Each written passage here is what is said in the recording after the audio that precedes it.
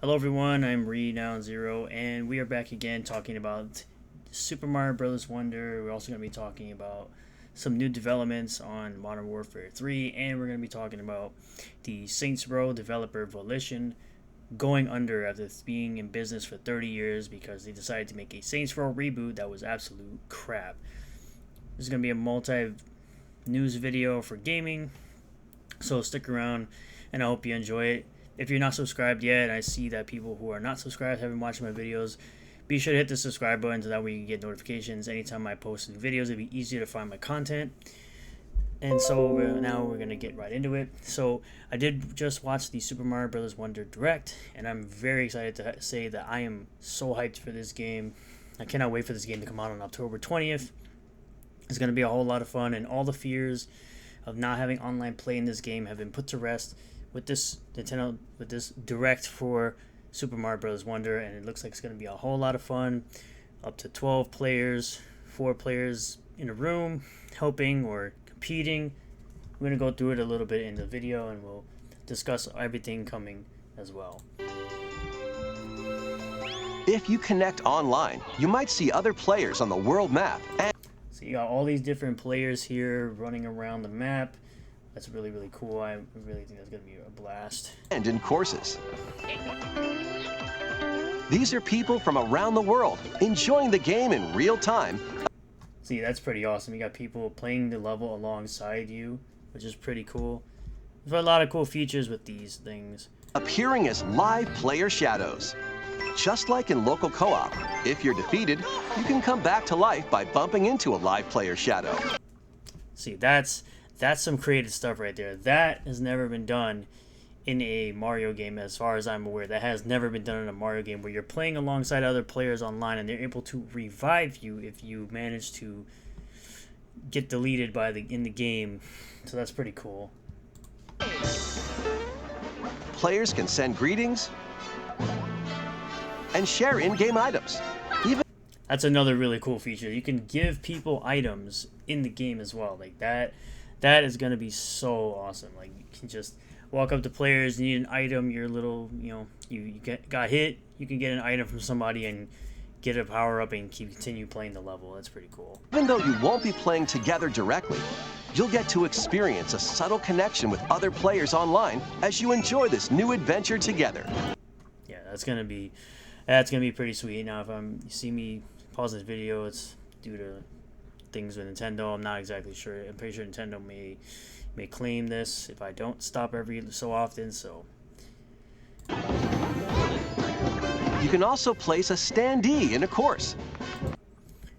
Now, the standees are that you put the standee and somebody dies in the level, they're able to go up to the standee and able to get revived as well. It's just, I think, is another really cool feature in this game. Like, again, more features, cool new features that they've never put, to my knowledge, in a Mario game before, that are so exciting for this type of title. Standees can revive ghosts, so place them in not so easy areas and help your fellow players. Yeah, I think that's a really cool feature. I really do. You can purchase standee surprises from the Poplin shops to add more to your collection. You never know. So it looks like they're going to be different types here. Different forms, different characters. I think that's all cool. And they look different, Which standee you'll get. When you come into contact with an online player or their standee, you'll see. So they have this heart thing that shows how much the player has helped other players online.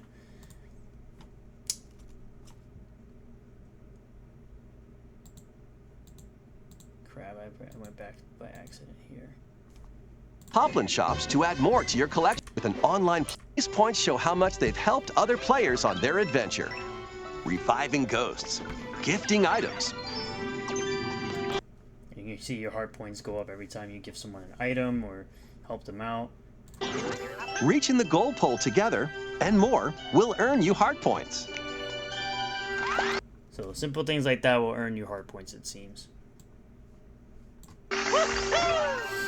While playing online, you also have the option of creating a room to get together with friends. See, at least they have that. It seemed like in the beginning when I was watching this direct that they weren't going to have the ability to create rooms and just play with your friends. You just play with other people around the world. But as I kept watching, I saw that they had this, so that's good. In a shared room, you can see which courses your friends are playing, enter courses together, and even race through certain courses. All great things. It's kind of like how they had in Sonic the Hedgehog back in the day when you used to race. You used to race each other to see who beats the level first. This is good. Start a race by hitting the race block.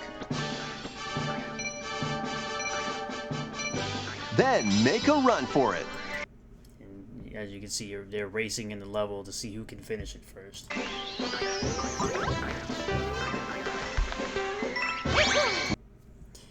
And then the time is recorded on the right side over here. Reaching the goal pole isn't the only way to finish a race, though. In some courses, you'll need to grab a Wonder Seed or defeat a boss instead. Okay, so I mean, there's multiple ways to finish the level. That's very interesting. It mixes it up a little bit. Whether you're casually connecting with players from around the world. Okay, I think that's enough for this. Well, you can obviously pre-order on the Nintendo Store. You can see that there's the classic Wonder Flowers. You transform the world. We're now in the Flower Kingdom, which is like a neighbor of the Mushroom Kingdom. You got all these different characters you can pick from. Of course, they bring back Nabbit, and then the Yoshis are for like essentially beginner and children players that they don't take any damage, but you can also die if you fall in the fire pit or fall off a map. You can still die and stuff. So these are all the characters. Of course, you have Mario, Luigi, you have Peach, Daisy, you have the Toads and Toadette, and then, like I said, great for beginners. You got the Yoshis in different colors, and of course the Nabbit as well. You got new power-ups like the Elephant Fruit, the Bubble Flower, the Drill Mushroom, badges and stuff. Like, there's a lot of new features in this game with local and online. And of course, they announced a new OLED Switch that's coming out October 6th. It's the OLED model Mario Red Edition, which has like a little Mario icon on the bottom, and on the back when you open the dock it has like little coins in the back. It's pretty cool. So this is right here, Mario silhouette in the back with even find some hidden coins. Like, I think it's really neat. If I didn't already have a Switch, I would definitely buy this myself. Now, I love we got through all the Mario stuff, and I'm very, very excited, like I said, to play this game when it comes out on October 20th. I think it's going to be a whole lot of fun. You can see single system and online. We're going to move over to, of course, Activision, thinking they can monitor and essentially get people banned for saying words that they don't like and saying what they consider to be toxic in the gaming community. So it says Call of Duty is taking the next leap forward in its commitment to combat toxic and disruptive behavior with in-game voice chat moderation, beginning with the launch of Call of Duty Modern Warfare 3. I'm sure this won't really hurt any sales because a lot of normies play Call of Duty, but in my experience, I don't even use game chat anymore. Honestly, you can just block and mute people. I don't get it. I mostly use party chat when I play games now because of this type of garbage. Activision will team up with Modulate to deliver global real-time voice chat moderation at scale, starting with this fall's upcoming Call of Duty blockbuster. It may not be a blockbuster, I don't know. Call of Duty's new voice chat moderation system utilizes ToxMod, the AI-powered voice chat moderation technology from Modulate, to identify in real time and enforce up against toxic speech, essentially speech they don't like. Which is why the next one is hate speech, discriminatory language, harassment, and more. This new development will bolster the ongoing moderation systems led by Call of Duty anti-toxicity team. I can't believe they even have to have something dumb like this. Again, you can just mute the game, block people. They have these options in game, which includes text-based filtering across 14 languages for in-game text, chat, and usernames, as well as a robust in-game player reporting system. An initial beta rollout of the voice chat moderation technology will begin in North America on August 30th inside the existing games Call of Duty Modern Warfare 2 and Call of Duty Warzone, which that was yesterday, to be followed by a full worldwide release excluding Asia time to Modern Warfare 3 on November 10th. Support will begin in English with additional languages to follow at a later date. For the record, rather than buying this piece of garbage game, I'm going to be buying Super Mario RPG on November 17th, and I'll be playing that rather than playing this piece of crap. Since the launch of Modern Warfare 2, Call of Duty's existing anti-toxicity moderation has restricted voice and or text chat to over 1 million accounts detected have violated the Call of Duty Code of Conduct. Because again, we live in a world where everyone's a huge pussy. Consistently updated text and username filtering technology has established better real-time rejection of harmful language. Whatever. How does Call of Duty's voice chat moderation work? Voice chat moderation is managed and operated by Activision. Uses the AI-powered model ToxMod from Modulate. This system is integrated into select Call of Duty titles, see below, and is managed by Activision. Voice chat is monitored and recorded for the express purpose of moderation, essentially moderating your speech, censoring your speech. Call of Duty's voice chat moderation system is focused on detecting harm within voice chat versus specific keywords. Violations of the Call of Duty Code of Conduct are subject to account enforcement. Does voice chat moderation enforcement happen in real time? Detection happens in real time with the system categorizing and flagging toxic language based on the Call of Duty Code of Conduct as it is detected. So again, once again, killing in-game chat. People are not going to want to talk to people. People are not going to want to talk in in-game chat because they can't. Essentially, what it would seem like is they can't curse at people, I guess. They can't swear. So what's the point? Most people are just going to play with people they know and trust.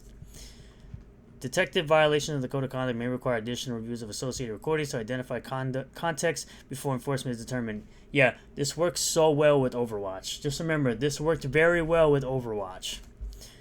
Therefore, actions taken will not be instantaneous. As the system grows, our processes and response times will evolve. Does the system ban trash talk from Call of Duty? This system helps enforce the existing Code of Conduct, which allows for trash talk and friendly banter. Hate speech, discrimination, isms, and other types of harmful language, as outlined in the Code of Conduct, will not be tolerated. This AI enforced violations of the Code of Conduct it detects. Call of Duty's voice chat moderation system only submits reports about toxic behavior. So to anything, to anyone, anything can be toxic behavior to randoms on the internet who want to be in little safe spaces on the internet. Meanwhile, you're playing an M-rated game and you're expecting people to swear and curse and say some crazy stuff sometimes. Categorized by its type of behavior and a rated level of severity based on an evolving model.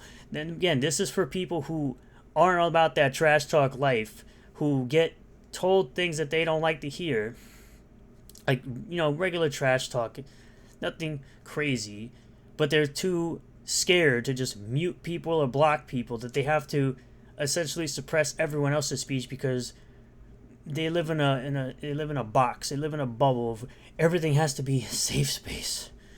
Activision determines how it will enforce voice chat moderation violations. So again, I'm gonna say this isn't going to affect Call of Duty in any way because too many normies play this game anyway, and for the most part, most people are going to be in party chats, whether you're on PlayStation, PC, or Xbox, because they have things like Discord chat and party chats. So this will really only affect people who play in-game chats, which isn't most people. Now we're moving on over to, of course, VGC that talks about the Saints Row developer Volition has been closed effective immediately because they made a garbage reboot after making Gat Out of Hell, which wasn't great. It was okay. It was okay, but it could have made a Saints Row game that was returned to form with what it originally was, and they didn't. They decided to make this Gen Z nonsense type of game rather than listening to what the fans want out of a Saints Row game. And this is why GTA continues to dominate this type of space when it comes to these type of open world games.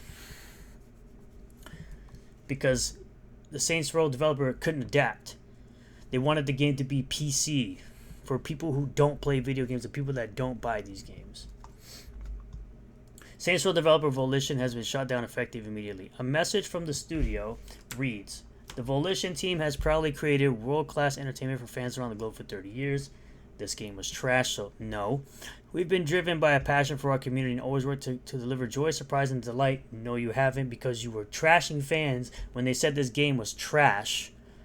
And you've gotten the consequences back of your game going on sale within a week of release.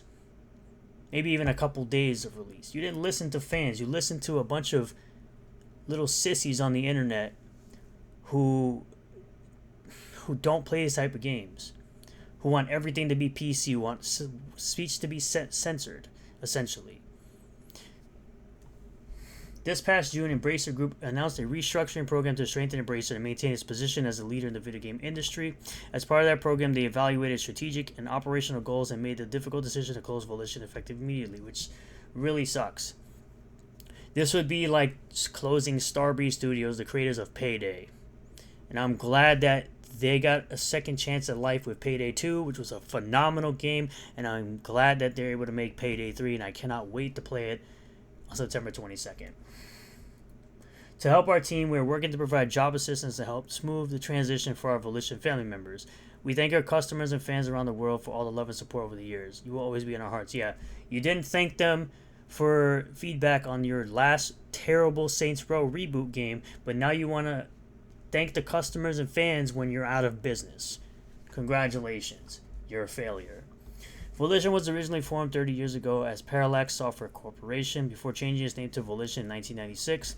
The studio was acquired by THQ in 2000 when THQ went bankrupt in 2012. It was then acquired by Koch Media and placed under its Deep Silver label, which, honestly, I would love to see a new Metro game from Koch Media and Deep Silver.